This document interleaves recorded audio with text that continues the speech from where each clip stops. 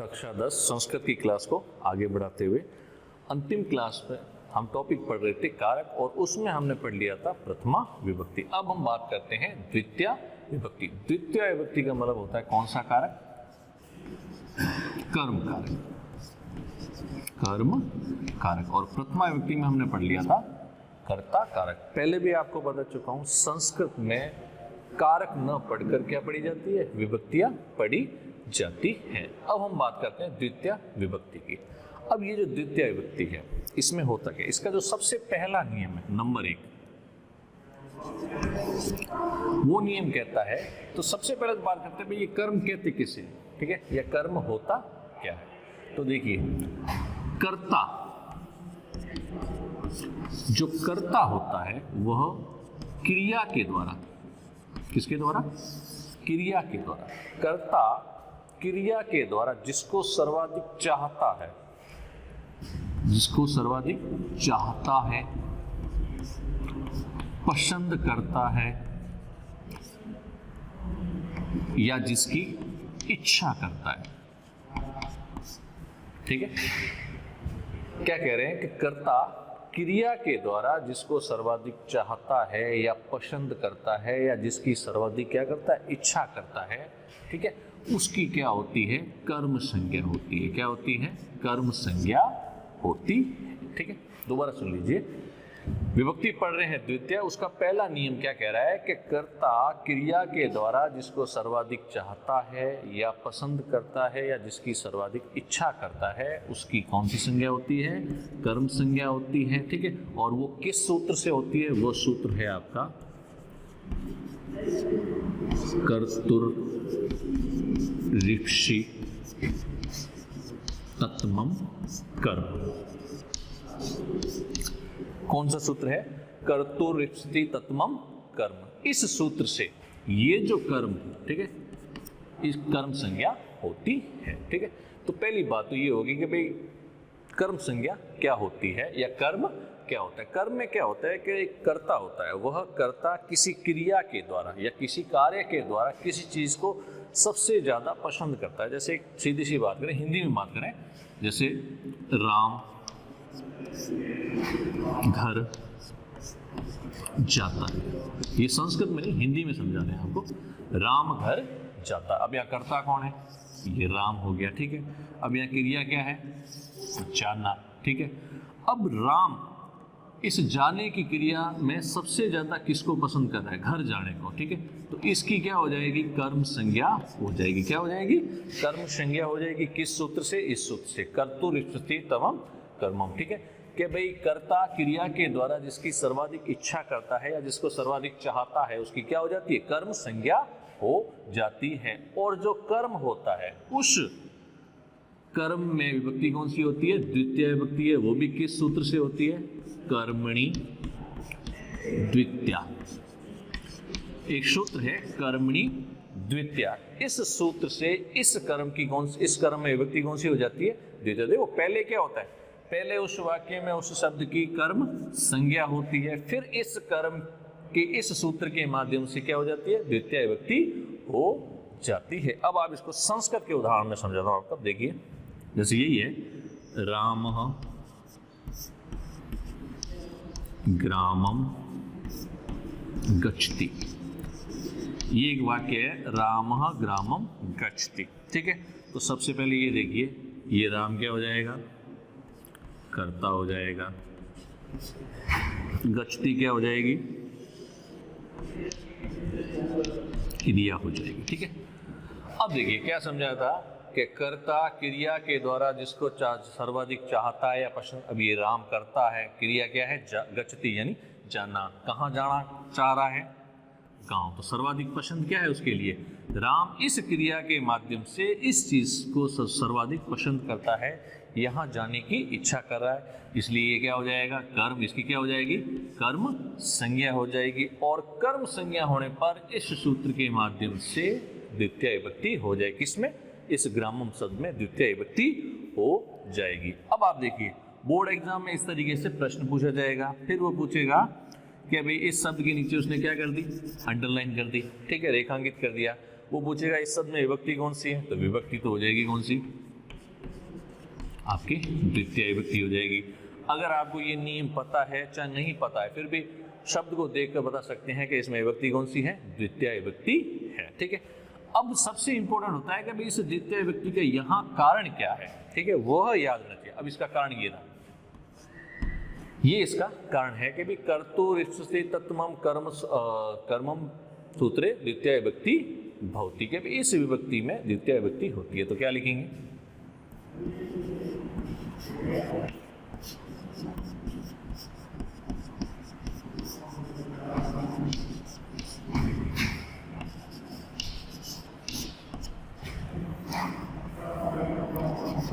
इति सूत्रे द्वितीया विभक्ति भवति। अब ये कह रहा है कि इस ग्रामम शब्द में द्वितीय विभक्ति होती है। क्यों होती है, उसका कारण क्या है? उसका कारण है कर्तुरिप्सिति तमम कर्म सूत्रे द्वितीय विभक्ति भवति। अब दिक्कत क्या होती है कि ये जो हमारा सूत्र है, इस सूत्र को याद करने में थोड़ी सी कठिनाई होती है। ठीक है, अब देखो पढ़ना तो पड़ेगा, याद तो आपको करना। अगर याद हो जाता है तो बढ़िया है, नहीं याद हो जाता है तो आप इस सूत्र का भी यूज कर सकते हो।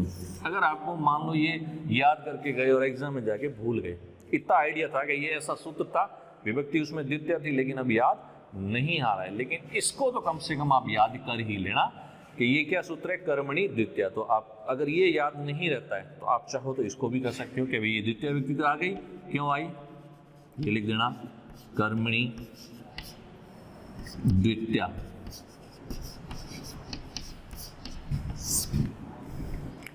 इति सूत्रे द्वितीया विभक्ति भवति। इस तरीके से आप लिख सकते हो। अगर ये आपको याद नहीं रहता है तो आप इस सूत्र का भी यूज करके इसका उत्तर लिख सकते हो कि विभक्ति तो हमारी होगी द्वितीया। ठीक है, और उसका रीजन ये था, याद नहीं रहा तो ये लिख देना कर्मणि द्वितीय सूत्र। ये इस तरीके के जो सूत्र है वो आपके हर विभक्ति में आएंगे। ठीक है, तो अगर आप कोशिश तो ये करोगे ज़्यादा से ज़्यादा सूत्र याद करने की। अगर याद नहीं होते तो ये वाला सूत्र जो सरल है ये तो आपको याद करना ही करना है। ठीक है, एग्जाम में ये भी सही हो जाएगा। तो ये है आपकी द्वितीय विभक्ति का पहला नियम के कर्ता क्रिया के द्वारा जिसको सर्वाधिक चाहता है या पसंद करता है उसकी कर्म संज्ञा होती है, कर्तुरिप्सिति तत्मम सूत्रे।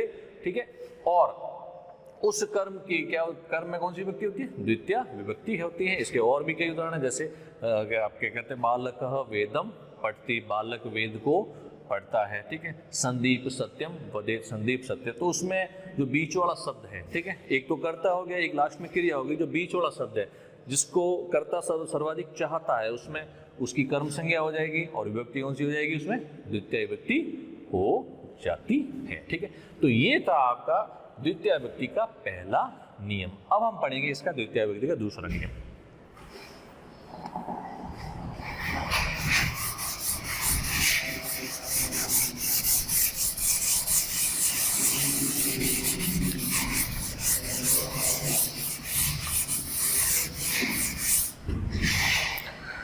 अब देखो दूसरा जो नियम है द्वितीय विभक्ति का, नंबर 2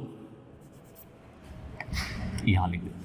नंबर 2 ये नियम कहता है कि कुछ शब्द है, संस्कृत व्याकरण में कुछ शब्द होते हैं, उन शब्दों के योग में हमेशा द्वितीय विभक्ति का प्रयोग किया जाता है। ठीक है, उसको हम उपपद भी बोलते हैं। ठीक है, तो अब आप देखिए वो कौन कौन से शब्द है, वो करीब 12 से 13 शब्द है। वैसे तो बहुत ज्यादा है, लेकिन अपने सिलेबस में 12 या 13 शब्द है। अब मैं एक एक शब्द को लिखता हूं, और सबसे ज्यादा जो द्वितीय विभक्ति में प्रश्न पूछा जाता है वह इस दूसरे नंबर के नियम से पूछा जाता है। ठीक है, तो देखिए सबसे पहला है अबीतः उभ्यत। इसका जो हिंदी अर्थ होता है वो होता है दोनों और। ठीक है, अब आप देखिए एक वाक्य है, राजमार्गम अबीतः वृक्षः सन्ति।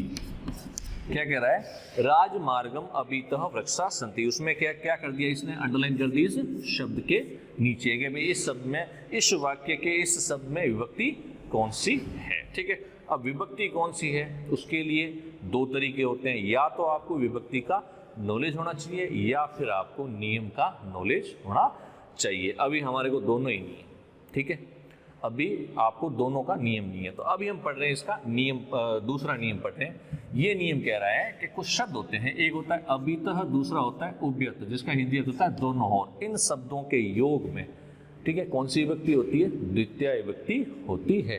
अब जैसे ये आ गया राजमार्गम अभितः वृक्षा संति, अब वो पूछ रहा है इस शब्द में विभक्ति कौन सी है, तो हमने लिख दिया द्वितीय, ठीक है। अब वो पूछ रहा है यहां पर ये द्वितीय विभक्ति का होने का कारण क्या है, वो रही रहा, तो आपको सीधा ही आंसर लिखना है, ये कारण अभितः, ये इन्वर्टेड कोमा डाल दो, शब्दस्य योगे द्वितीया विभक्ति भवति। तो आपको क्या देखना है, वाक्य में वो पर्टिकुलर शब्द देखने हैं, वो विशेष शब्द देखने हैं, ठीक है, जिन शब्दों के योग में द्वितीया होती है, ठीक है। अब जैसे यहाँ है राजमार्गम का अर्थ होता है हाईवे, मतलब क्या कहते हैं सड़क, सड़क के अभितः दोनों ओर वृक्षा यानी पेड़ संति यानी है कि भाई सड़क के दोनों ओर क्या है, पेड़ है। तो अब ये पूछ रहा है कि ये जो राजमार्गम शब्द है इस शब्द में विभक्ति कौन सी होगी, तो विभक्ति होगी द्वितीया, और रीजन क्या हो जाएगा अभितः। कैसे हुआ, ये हमने पढ़ा कि अभितः उभयतः ये दो शब्द है, इनका हिंदी अर्थ होता है दोनों, और इन दोनों शब्दों के योग में विभक्ति कौन सी होती है, द्वितीया होती है, ठीक है। अब देखिए नंबर 2, परितः सर्वतः, इसका अर्थ होता है चारों ओर।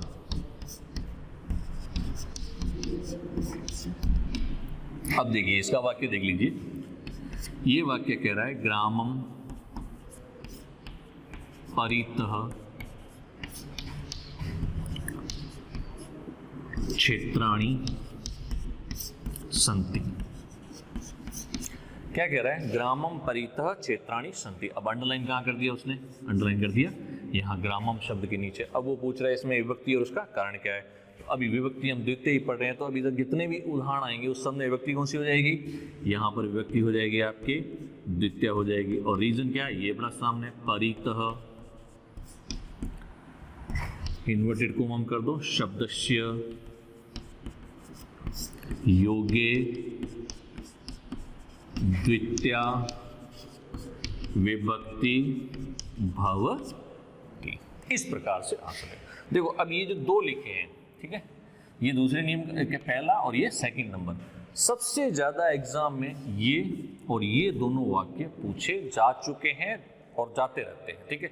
ये सबसे ज्यादा है, अभितः और आपका परितः, ये दो शब्द एग्जाम में, बोर्ड एग्जाम का जो होता है कारक, उसके अंदर ये आता ही आता है। हर एक साल छोड़ के दूसरे साल ये प्रश्न या ये वाक्य आता है और उसमें इस तरीके से विभक्तियां पूछी जाती है। अब नंबर 3, इसका नंबर 3 क्या कह रहा है, इसका नंबर 3 कह रहा है सम्या,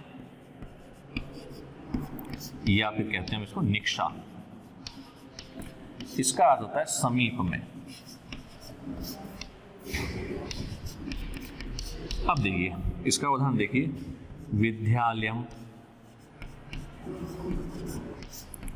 निक्षा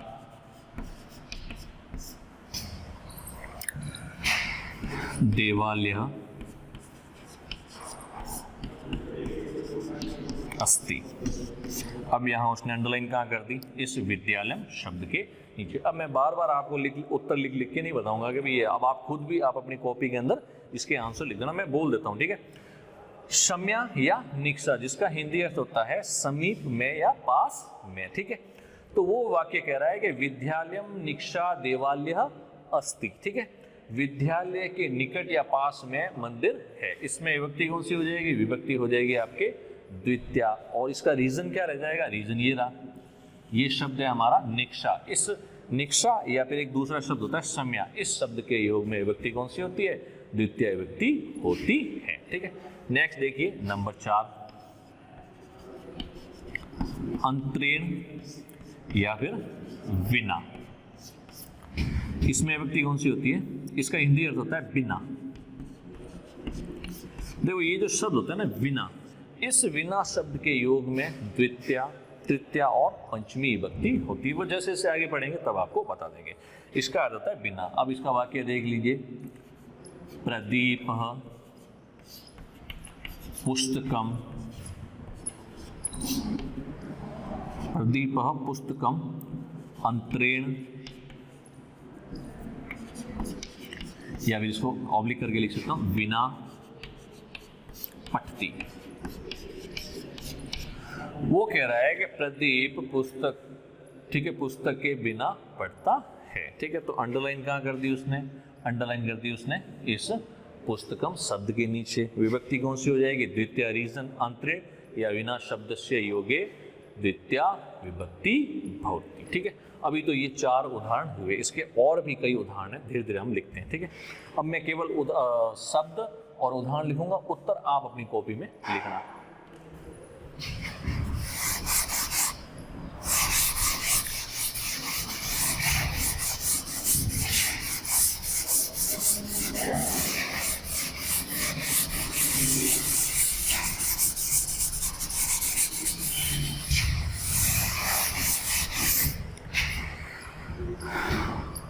अब सारे के सारे उदाहरण में लिख देता हूं बोर्ड के ऊपर। ठीक है, अब ये नंबर 5, ठीक है, नंबर 5 उदाहरण है आपका अंतरा।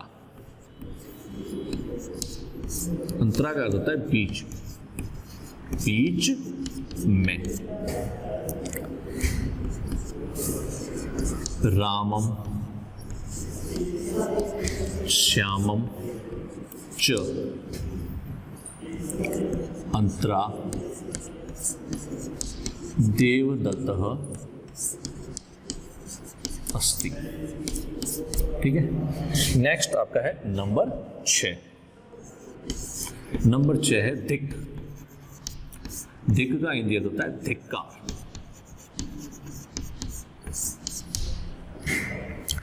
इसका जो उदाहरण है वो है दुष्टम धिक। अंडरलाइन कर देते हैं किन किन शब्दों के नीचे, जैसे ये शब्द है, ये शब्द है। ठीक है, उसके बाद है नंबर 7 हा। हा का अर्थ होता है हाय। हा का क्या अर्थ होता है? हाय। ठीक है, जैसे है हा दुर्जनम। इसमें इस शब्द के नीचे क्या है? अंडरलाइन है। ठीक है, फिर उसके बाद है नंबर 8 प्रति। प्रति का अर्थ होता है और, जैसे है छात्रः विद्यालयं प्रति गच्छन्ति।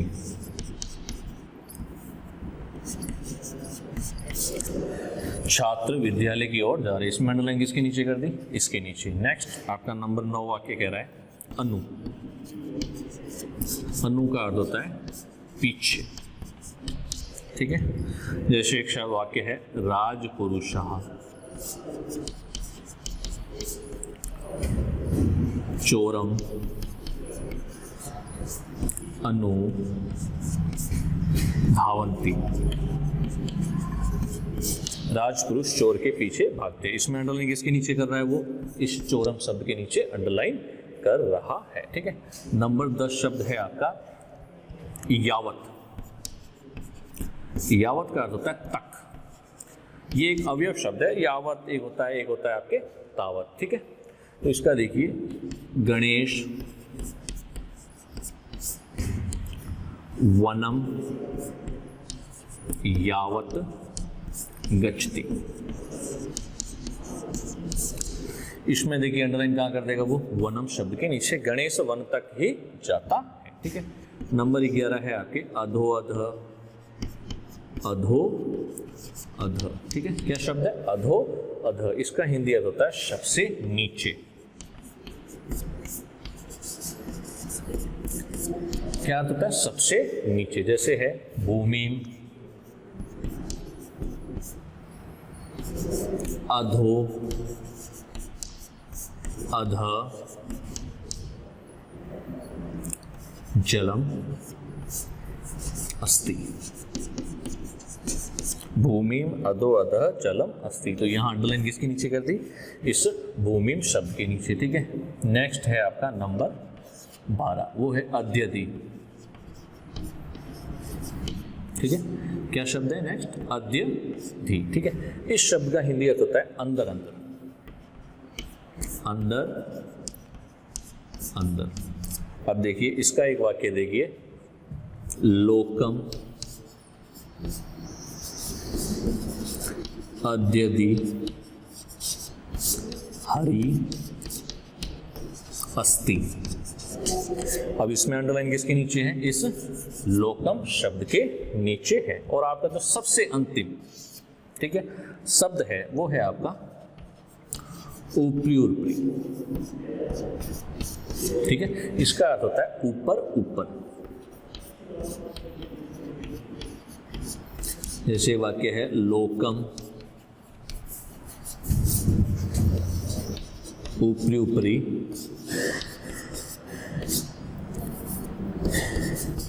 सूर्य अस्ति।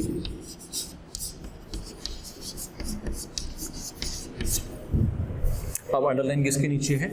इसके नीचे। अब आपको क्या करना है, जिन जिन शब्दों जिस वाक्य में जिन जिन शब्दों के नीचे अंडरलाइन की हुई है, रेखांकित किया हुआ है, ठीक है, उन शब्दों में विभक्ति कौन सी है और उन शब्दों में विभक्ति होने का कारण क्या है, ये आपको अपनी कॉपी में लिखना है। सारे तरीका मैं बता चुका हूँ। ये सामने शब्द है, इन शब्दों के कारण इस शब्द में द्वितीय विभक्ति होती है। तो सारे शब्द रेखांकित किए हुए शब्दों में विभक्ति कौन सी हो जाएगी? द्वितीय। और उसका जो कारण रीजन हो जाएगा वो ये वाले शब्द हो जाएंगे, उनको संस्कृत में आप लिख देना। अब हम इसके आगे जो अगला नियम है वो हम कल पढ़ेंगे। धन्यवाद।